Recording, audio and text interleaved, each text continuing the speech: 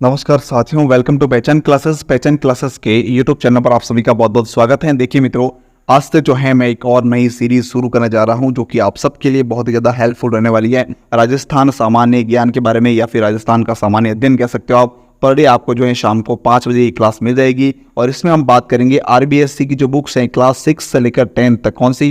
Class 6 से लेकर 10 तक की जो आरबीएससी की बुक है राजस्थान अध्ययन की, यानी कि हमारा राजस्थान और राजस्थान अध्ययन की जो बुक्स हैं उस बुक से संबंधित हम बात करेंगे। टॉप जो क्वेश्चन रहेंगे जिसमें हम राजस्थान का इतिहास, राजस्थान का भूगोल, राजस्थान की कला संस्कृति और राजस्थान की राजनीति, ठीक है ना। तो इस प्रकार से जितने भी इंपॉर्टेंट क्वेश्चन रहेंगे इस सभी टॉपिक से संबंधित उसका मिक्स ही जो है मैं आपको क्यूज दूंगा, जिसमें हम बात करेंगे टॉप 10 क्वेश्चन के बारे में।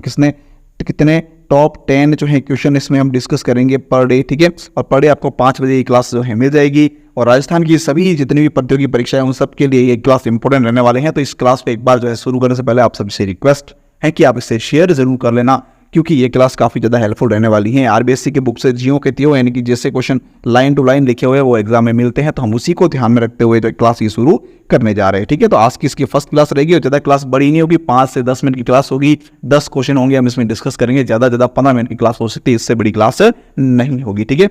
चलिए तो जुड़ जाइए मेरे साथ बराबर जल्दी से और यह क्लास जो है पूरी जरूर देखिएगा, ठीक है। चलिए तो शुरू करते हैं। सबसे पहले देखिएगा फर्स्ट क्वेश्चन जो है वो आपके सामने दिया हुआ है स्क्रीन पर कि राजस्थान दिवस कब मनाया जाता है। राजस्थान दिवस जो है वह कब मनाया जाता है? तो राजस्थान दिवस मनाया जाता है, आप सभी को पता है कि राजस्थान दिवस मनाया जाता है भाई 30 मार्च को, यानी कि यहाँ पे हमारा 1 नंबर जो है वो बिल्कुल करेक्ट आंसर रहेगा, ठीक है। चलिए थोड़ी सी और फैक्ट की बात करूं मैं आपको, तो 30 मार्च को राजस्थान दिवस क्यों मनाया जाता है? क्योंकि याद रखना कि 30 मार्च को ही, कब? 30 मार्च 1948 को क्या हुआ था? 30 मार्च 1948 को जो है क्या हुआ था कि वृहद राजस्थान का गठन हुआ था। किसका? जब राजस्थान का एकीकरण हो रहा था ना, उस समय वृहद राजस्थान का गठन हुआ था। क्या हुआ था? वृहद राजस्थान का गठन हुआ था और उसी के दौरान जो है उसी समय से 30 मार्च को राजस्थान दिवस के रूप में प्रतिवर्ष मनाया जाने लगा, ठीक है। तो ये इंपॉर्टेंट पॉइंट याद रखना कि वृहद राजस्थान का गठन कब किया गया था। याद रखना राजस्थान का जो एकीकरण हुआ था, क्या हुआ था? राजस्थान का जो एकीकरण हुआ था वो कितने चरणों में हुआ था? तो 7 चरणों में हुआ था। कितने? 7 चरणों में हुआ था। और उसी दौरान जो वृहद राजस्थान का गठन किया गया था उसमें वो किया गया था 30 मार्च को, और उसी समय जो है 30 मार्च से राजस्थान दिवस मनाया जाने लगा प्रतिवर्ष, ठीक है। चलिए तो ये था इंपॉर्टेंट फैक्ट इसके बारे में। जो 1 नंबर है वो हमारा बिल्कुल इसका सही रहेगा। फिर बात करते हैं नेक्स्ट क्वेश्चन नंबर 2 के बारे में। राजस्थान का राज्य पक्षी कौन सा है भाई? काफी अच्छा क्वेश्चन है। राजस्थान का राज्य पक्षी कौन सा? बिल्कुल क्वेश्चन आपको नॉर्मल लग रहा होगा, लेकिन बहुत बार जो है एग्जाम में आ चुका है। ये पुलिस कांस्टेबल एग्जाम कह सकते हो, सेकंड ग्रेड एग्जाम में तक ये पूछा जा चुका है, तो क्वेश्चन है इंपॉर्टेंट वैसे तो राजस्थान का राज्य पक्षी जो है कौन सा? नॉर्मल क्वेश्चन सभी को पता होगा। राजस्थान का राज्य पक्षी कौन सा है? तो वो है गोडावन। कौन सा है भाई? गोडावन है। और उसके बारे में थोड़ी सी अगर बात करूं मैं आपको कि इसे कब घोषित किया गया था, क्या इसे राज्य पक्षी के रूप में कब घोषित किया गया था? तो वह किया गया था भाई कब?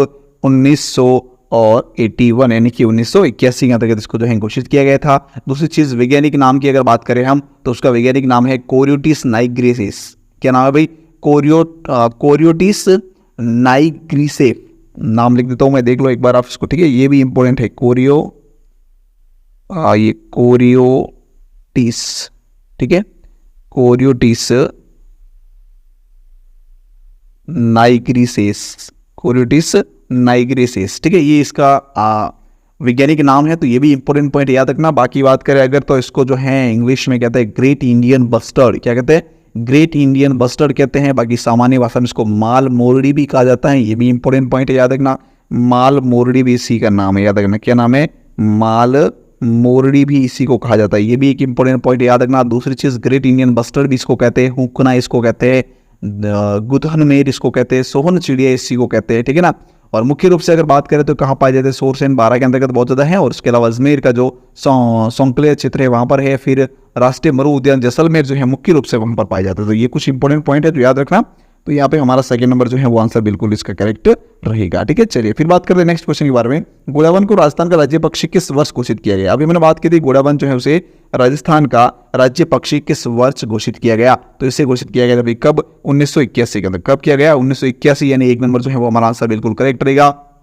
फैक्ट मैंने अभी आपको बता दिया कि कहां पर है मुख्य रूप से, तो राष्ट्रीय उद्यान जो है कौन सा?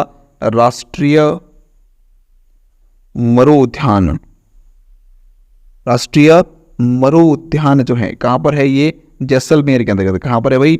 जैसलमेर के अंतर्गत है, ठीक है। और इसके अलावा दूसरा सोरसेन बारा जो है कहाँ पर, सोरसेन बारा जो है वहाँ पर भी ये मिलता है। उसके अलावा अजमेर में भी ये मिलता है, ये भी पॉइंट इंपॉर्टेंट है, याद रखना तीनों जगह पर ही मिलता है, ठीक है, मुख्य रूप से जैसलमेर में, ठीक है। चलिए फिर बात करते हैं नेक्स्ट क्वेश्चन के बारे में।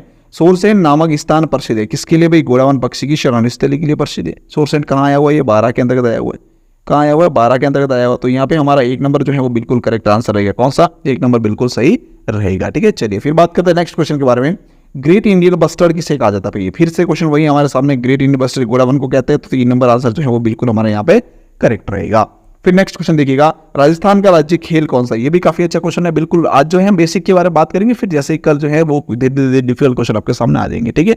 ग्रेट इंडियन है क्या था, राजस्थान का राज्य खेल किसे कहते हैं, राजस्थान का राज्य खेल कौन सा, तो राजस्थान का राज्य खेल जो है वो बास्केटबॉल, कौन सा है भाई, बास्केटबॉल। याद रखना, इससे जो है कब राजस्थान का राज्य खेल घोषित किया गया था, तो घोषित किया गया था कब, 1948 के अंतर्गत, 1948 में इसे क्या किया गया था, घोषित किया गया था। ये भी पॉइंट इंपॉर्टेंट है, याद रखना 1948 के अंतर्गत। दूसरी बात करें तो महिला बास्केटबॉल अकादमी कहाँ है, जयपुर के अंतर्गत है, और बालक बास्केटबॉल अकादमी जयपुर में है, जैसलमेर में स्थित है, ठीक है। उसके अलावा जैसलमेर में भी है ये बालक बास्केटबॉल अकादमी, ठीक है।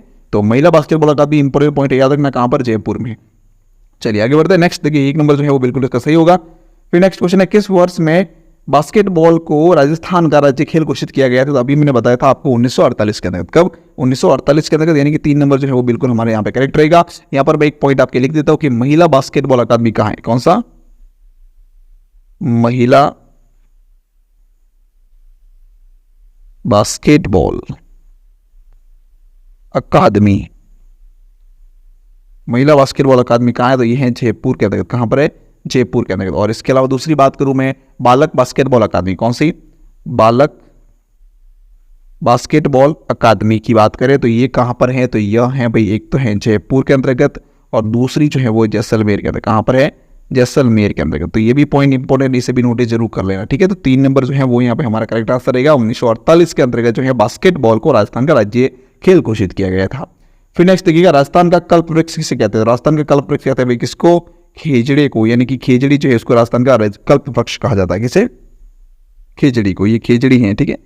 चलिए तो ये हो गया हमारा क्लियर। दूसरी बात करूँ तो इसे राज्य का कल्प वृक्ष यानी खेजड़ी को कब राज्य का राज्य वृक्ष घोषित किया गया था, तो ये कब किया गया था, कब, 31 अक्टूबर को, कब भाई, इंपॉर्टेंट पॉइंट है, याद रखना 31 अक्टूबर को किया गया था, 31 अक्टूबर 1983 को, 83 के अंतर्गत इसको जो है क्या किया गया था, राज्य पक्षी घोषित, सॉरी राज्य वृक्ष घोषित किया गया था, क्या किया गया था, राज्य वृक्ष इसे घोषित किया गया था। तो ये इंपॉर्टेंट पॉइंट है, याद रखना 3 नंबर जो है बिल्कुल हमारा सही आंसर रहेगा।